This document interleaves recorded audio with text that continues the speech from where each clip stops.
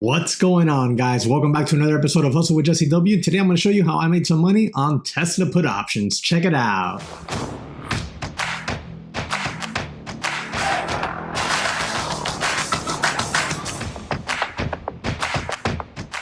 All right, guys. So this morning started off with the live stream on YouTube in the morning, going through the scans. I live stream on YouTube every morning, Monday through Thursday from 8 a.m. to 9 a.m. We're looking through the scans, looking through some press releases, trying to find and formulate a watch list.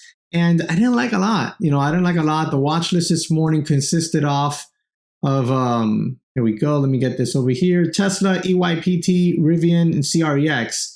And CREX, I was really interested in CREX if it could gap up and hold this 278 area, 280 area, but we opened up underneath it, which caused it to be a very, very choppy trade. No position for me on it. I am going to be watching for it for a pullback into that 280 area. We drew these lines in pre-market from 280 to 370. So far high day 340. So it has made a very nice move once it finally got through that level of 280s. And made a straight up push. So that's really nice move on a huge volume. I will be watching that one for pullbacks. Let's take a look at some of the other ones. EYPT, nothing. That one just sold off completely right off the bell. Right off the bell, it made one move and then it sold off. Rivian, this one, just a monster. Absolute beast.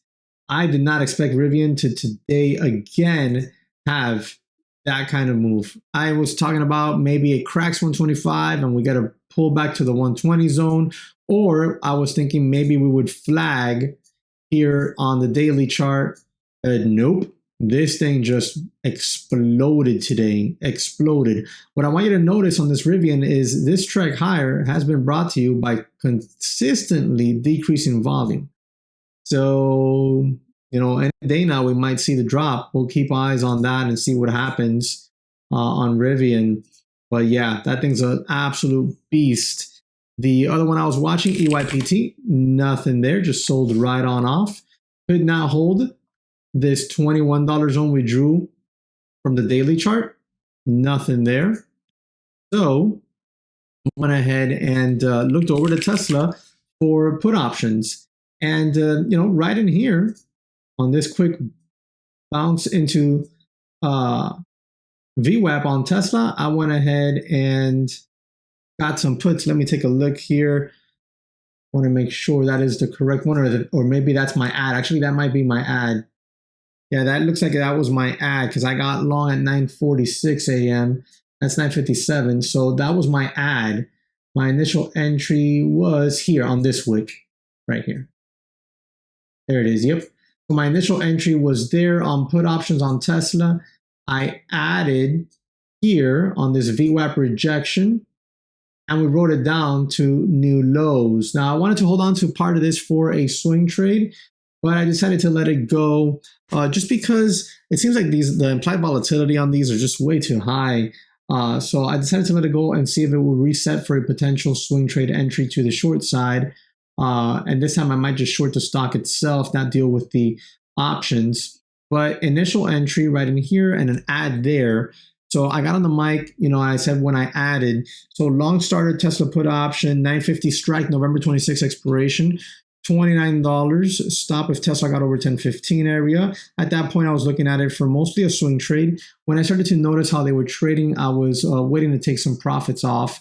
And I had two profitable take profits and then one break even. So my first take profit came off at 10:29 a.m., which should have been, right here on this candle.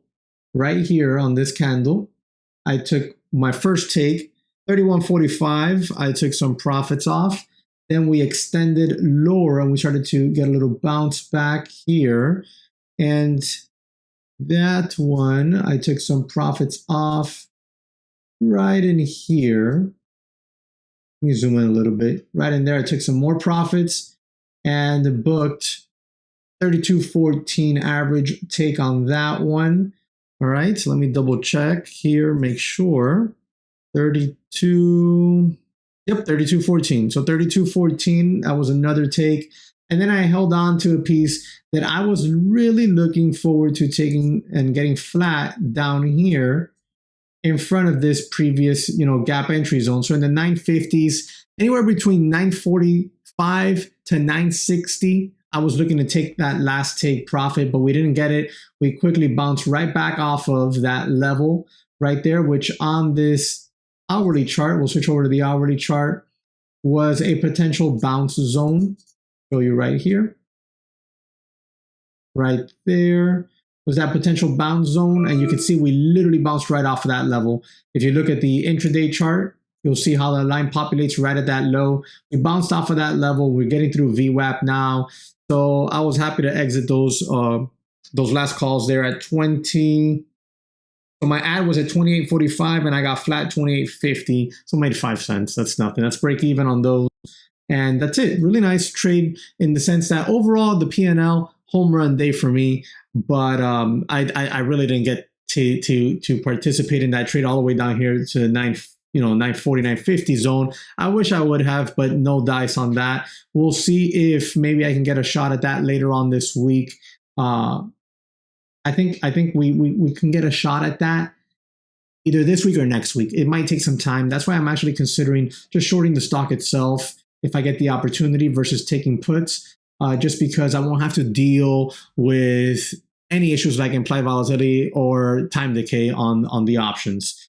All right, so just a heads up on that. And that's what I'm looking at. And that's what today was like for me today. It's a nice green day, but not exactly what I wanted to see out of Tesla. And then the overall small caps weren't trading the greatest, so I really wasn't watching them that much either. All right, guys, so that's it for me today. Smash the like button for me if you enjoyed the video, if you got some value from it. Any questions, drop it in the comment section for me. I'll be happy to turn around and answer it for you.